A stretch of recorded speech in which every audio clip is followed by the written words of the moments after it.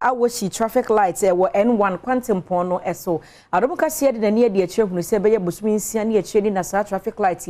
asay na hyenkafo wo mo na mo mo chemu a seje post ni na ba be gina obetre say wo mo efiri bonkumu ba no mesene nkwa kakra mu wi mo free nifa ba mo so mesene nkwa ya na de bentibe ho ase aba sanse ne kwabra ni gina ho no oba bensa wonko mo foforo ababi na ya ma ne bofo prince obuso asiedu na abo nsem no say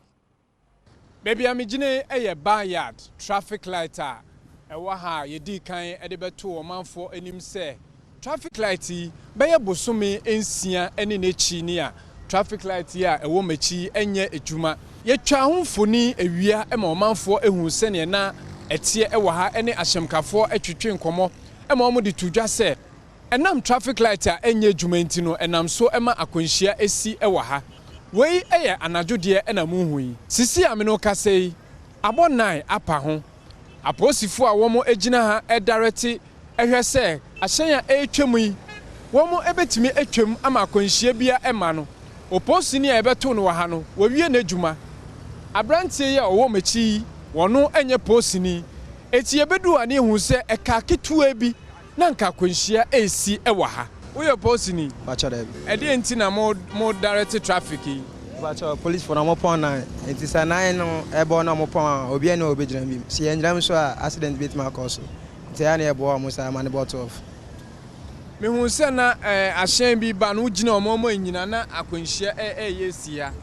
bacha yampa ugina cars ni bi obo a so nye police ni nti so obegina enti se omo nyina so be force se be ya obegina aka fufu so be sin na omo so akọ Intina forces on Munjana, Sabaya, Carfu for Subako accident behind cause. Because I asked in sometimes cut me a bony power of accident me by any time. Tomorrow we are twice to bear and now trip bear and answer Busumizen. Or me patch light need to me there cover 7 months or 8 months. David Yabijam. Yane Ashemkafua, woman so a chemu our traffic light ACB a chicken como. I do doing some aban no sorry wo so no mo hwe so metumi aye hu bibi na because you rough fufu mo so mo bo mo ho mo de no metumi ye bibi na accident na de cause wa na nya easy yes le mo nka sem na aban no metumi ye hu bibi light na sem ne de Android ka kete enko bi kra bo metune because oba say me so me ko say anam say nya adwumenti nko kama to film ban am Adom metumi an kama to film nti Eslaban on shena ni enye adwuma ni na wo ye man ye free backyard traffic light enye adwuma bosome ensia ne ekire no ye de yeni ekire cathedral adabraka ehon nso no ye du ho no ye hu se traffic light wo ho no ebi eye adwuma ebi so enye adwuma ye de yeni ekire ni ma junction bebi a omampani akufuado ni fie ewo enchen no ehon so no traffic light wo ho no